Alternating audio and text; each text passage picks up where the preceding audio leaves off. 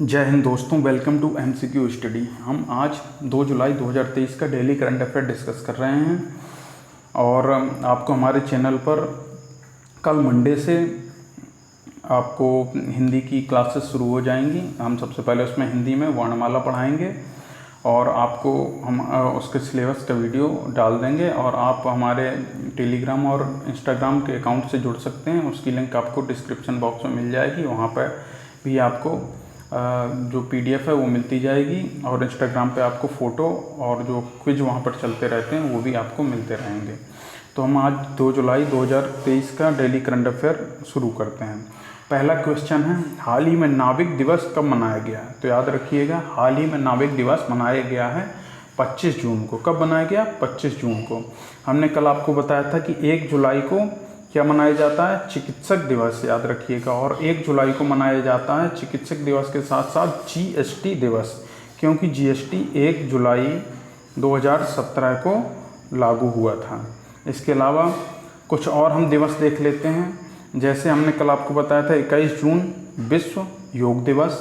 21 जून को विश्व योग दिवस मनाया जाता है। 8 जून को मनाया जाता है विश्व महासागर दिवस यानी वर्ल्ड ओशियन डे।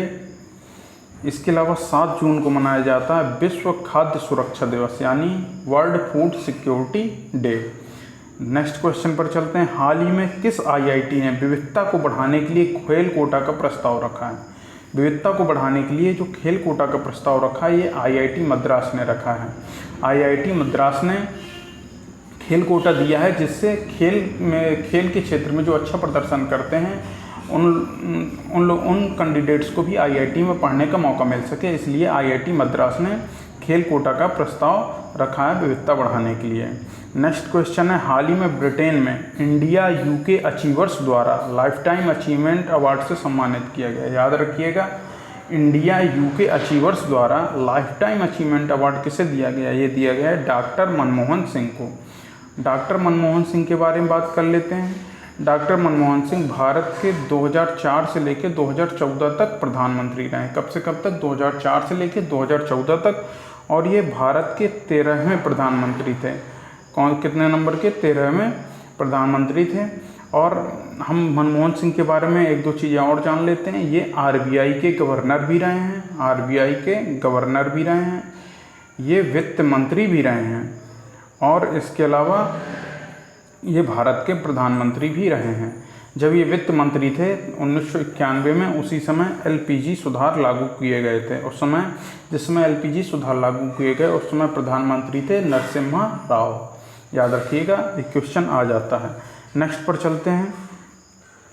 हाल ही में 30वां राष्ट्रीय बाल विज्ञान कांग्रेस का आयोजन किस शहर में किया गया?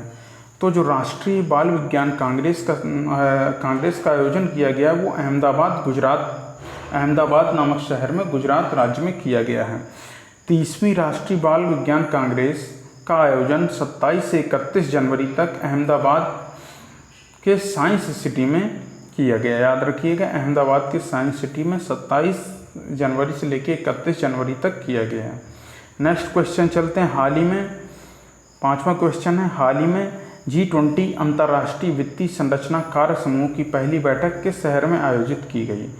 तो जो G20 वित्तीय संरचना कार्य समूह की पहली बैठक है ये की गई है चंडीगढ़ में आयोजित की गई। और इस बैठक का उद्घाटन जो है कृषि एवं किसान कल्याण मंत्री नरेंद्र सिंह तोमर और खाद्य प्रसंस्करण उद्योग मंत्री श्री पशुपति कुमार पारस ने किया। याद रखिएगा, जो G20 अंतर्राष्ट्रीय वित्तीय संरचना कार्य समूह की पहली बैठक है चंडीगढ़ में हुई और इस बैठक का उद्घाटन श्री नरेंद्र सिंह तोमर जो हमारे कृषि एवं किसान कल्याण मंत्री हैं और श्री पशुपति कुमार पारस जो भारत के खाद्य प्रसंस्करण उद्योग मंत्री हैं, इन्होंने उद्घाटन किया। भारत, आप सभी जानते हैं कि भारत G20 की इस समय अध्यक्षता कर रहा है। ये नवंबर 2022 से लेकर नवंबर 2022 नहीं, 1 दिसंबर 2022 से लेकर नवंबर 2023 तक भारत G20 की बैठकों की अध्यक्षता कर रहा है। नेक्स्ट पर चलते हैं। हाल ही में किस भारतीय खिलाड़ी ने अंतर्राष्ट्रीय क्रिकेट के सभी प्रारूपों से संन्यास की घोषणा कर दी है? तो ये जो अंतर्राष्ट्रीय क्रिकेट के सभी प्रारूपों से संन्यास की घोषणा की है, ये की है मुरली विजय ने। मुरली विजय मूलतः चेन्नई के निवासी, चेन्नई के रहने वाले हैं। नेक्स्ट क्वेश्चन पर चलते हैं। किस शहर में एरो शो 2023 का आयोजन किया गया है? तो जो एरो शो 2023 का आयोजन किया गया है, ये किया गया है बंगलुरु में। याद रखिएगा, बंगलुरु में एरो इंडिया शो 2023 का आयोजन किया गया है।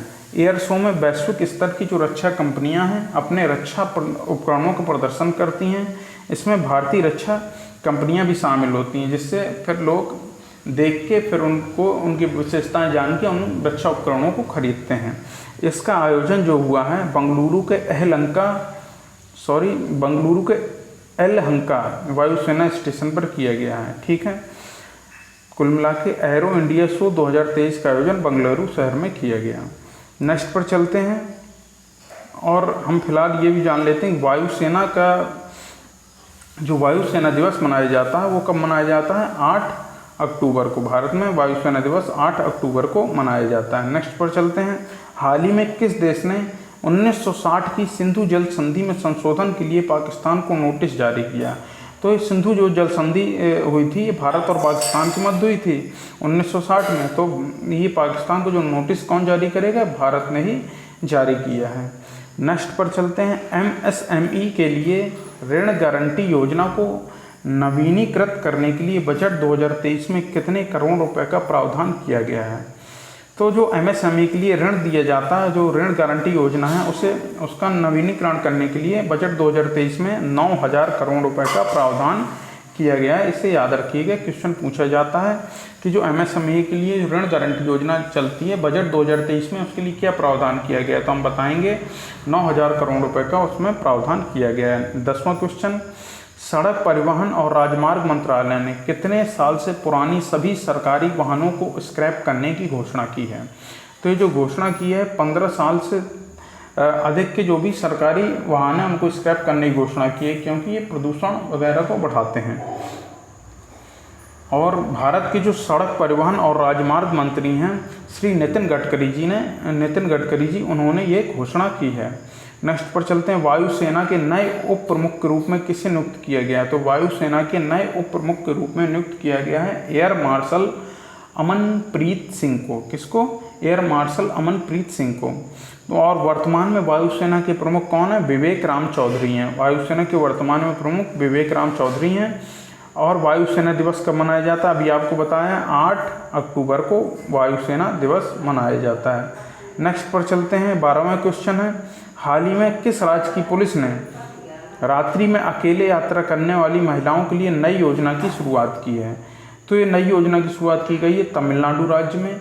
तमिलनाडु के बारे में हम जान लेते हैं। तमिलनाडु की राजधानी चेन्नई है और यहाँ पर जो CM है उनका नाम है MK स्टालिन और वर्तमान में तमिलनाडु के राज्यपाल जो हैं RN रवि। और जो MK स्टालिन है वो DMK पार्टी से बिलोंग करते हैं। हाल ही में RN रवि ने वहाँ तमिलनाडु के एक मंत्री को बर्खास्त करने की घोषणा की है। हालांकि उन्होंने उनके पास ये संवैधानिक पावर नहीं था, इसलिए उन्होंने अपने निर्णय पर पुनः विचार भी किया है।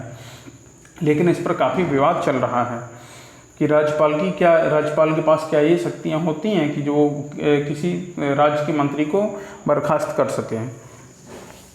नेक्स्ट पर चलते हैं। 13वां क्वेश्चन है। हाल ही में किसे मोस्ट प्रीफर्ड वर्क प्लेस 2023-24 का पुरस्कार मिला है? तो मोस्ट प्रीफर्ड वर्क प्लेस 2023-24 का जो पुरस्कार दिया गया है NTPC को दिया गया है। NTPC मतलब नेशनल थर्मल पावर कॉरपोरेशन। एक बार और सुनिए, NTPC means national thermal power corporation. इसकी स्थापना 7 नवंबर 1975 को हुई थी। ठीक है, और इसका जो हेडक्वार्टर है हमारे देश की राजधानी नई दिल्ली में ही इसका हेडक्वार्टर है। नेक्स्ट पर चलते हैं। हाल ही में कहाँ 8वें वैश्विक औसत गुणवत्ता सम्मेलन का आयोजन किया गया है? तो जो 8वें वैश्विक औसत गुणवत्ता सम्मेलन का आयोजन किया गया है वो मुंबई में किया गया है। मुंबई के बारे में हम जानते हैं कि मुंबई महाराष्ट्र की राजधानी है और महाराष्ट्र में वर्तमान में जो CM है वो हैं एकनाथ शिंदे जी। नेक्स्ट पर चलते हैं। 15वां क्वेश्चन, हाल ही में कौन सा देश एशिया में अंतर्राष्ट्रीय यात्रियों का शीर्ष स्रोत बन गया है? तो एशिया में सबसे ज़्यादा अंतर्राष्ट्रीय यात्रियों का शीर्ष स्रोत बना है वो है भारत। नेक्स्ट पर चलते हैं, हाल ही में स्विस बैंक में भारतीयों का धन कितने प्रतिशत घटकर 30,000 करोड़ रह गया है? तो भारतीयों का जो स्विस बैंक में धन है वो लगभग 11% घट गया है और वर्तमान में 30,000 करोड़ रुपए रह गया है। हम स्विट्जरलैंड के स्विस जो है, स्विस बैंक कहाँ का है? स्विट्जरलैंड का है। हम स्विट्जरलैंड के बारे में बात कर लेते हैं। स्विट्जरलैंड की राजधानी जो है बर्न है, याद रखिएगा, कई बार एग्जाम में पूछा जाता है कि क्या है। स्विट्जरलैंड की राजधानी जो है बर्न है और यहाँ पर जो मुद्रा चलती है वो चलती है स्विस फ्रैंक, याद रखिएगा, स्विस फ्रैंक मुद्रा चलती है। और स्विट्जरलैंड का जो सबसे बड़ा शहर है, स्विट्जरलैंड का जो सबसे बड़ा शहर है उसका नाम है ज्यूरिख, याद रखिएगा, ज्यूरिख स्विट्जरलैंड का सबसे बड़ा शहर है। नेक्स्ट पर चलते हैं, 17वां क्वेश्चन, हाल ही में किसने नॉलेज शेयरिंग प्लेटफॉर्म लॉन्च किया? तो नॉलेज शेयरिंग प्लेटफॉर्म जो लॉन्च किया है NHAI ने किया है। NHAI का फुल फॉर्म होता है national highway authority of India, याद रखिएगा, national highway authority of India. इसके जो चेयरपर्सन हैं वर्तमान में ये हैं संतोष कुमार यादव, याद रखिएगा, संतोष कुमार यादव जी इसके चेयरपर्सन हैं। और NHAI का जो हेडक्वार्टर है वो द्वारका दिल्ली में स्थित है, याद रखिएगा, द्वारका दिल्ली में NHAI का हेडक्वार्टर स्थित है। नेक्स्ट पर चलते हैं, हाल ही में सेल में सिलिका रिडक्शन प्लांट का उद्घाटन किसने किया है? तो जो सिलिका रिडक्शन प्लांट परियोजना इसका उद्घाटन ज्योतिरादित्य सिंधिया ने किया है। ज्योतिरादित्य सिंधिया वर्तमान में भारत के नागरिक उड्डयन मंत्री हैं। नेक्स्ट पर चलते हैं, 19वां क्वेश्चन है, हाल ही में किस बैंक ने तमिलनाडु राज्य ग्रामीण आजीविका मिशन के साथ समझौता किया है? तो जो तमिलनाडु राज्य आजीविका ग्रामीण मिशन के साथ समझौता किया, ये किया है IOB यानी इंडियन ओवरसीज बैंक ने तमिलनाडु के साथ समझौता किया है।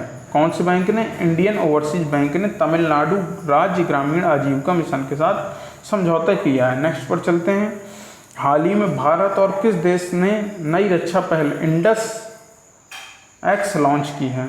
तो जो इंडस एक्स लॉन्च किया ये अमेरिका ने भारत के साथ मिलकर की है। अमेरिका के बारे में जान लेते हैं। अमेरिका की राजधानी वाशिंगटन DC है और यहाँ पर वर्तमान में जो राष्ट्रपति हैं वो हैं जो बिडेन और वर्तमान में उपराष्ट्रपति हैं कमला हैरिस। नेक्स्ट पर चलते हैं, हाल ही में ब्रिक्स CCI महिला वर्टिकल का अध्यक्ष किसे चुना गया है? तो ब्रिक्स CCI महिला वर्टिकल का अध्यक्ष जो चुना गया है वो चुना गया है रूबी सिन्हा जी को, याद रखिएगा।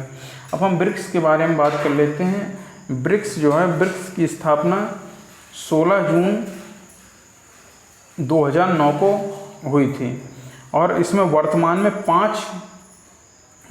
में ब्रिक्स में 5 देश शामिल हैं। कौन कौन से? ब्राज़ील, रसिया, इंडिया, चाइना और साउथ अफ्रीका।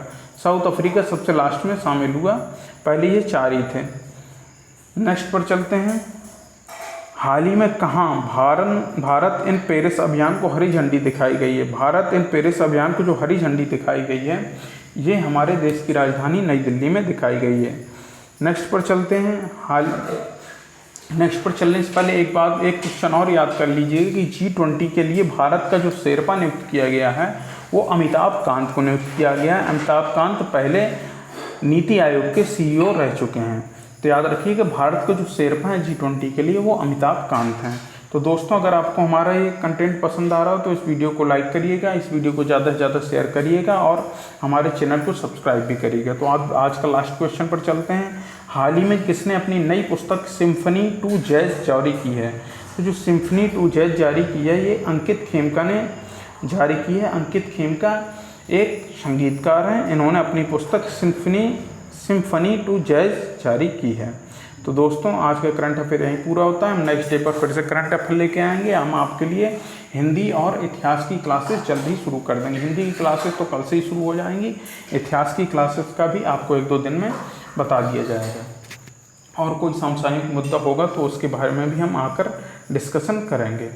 थैंक यू दोस्तों, जय हिंद।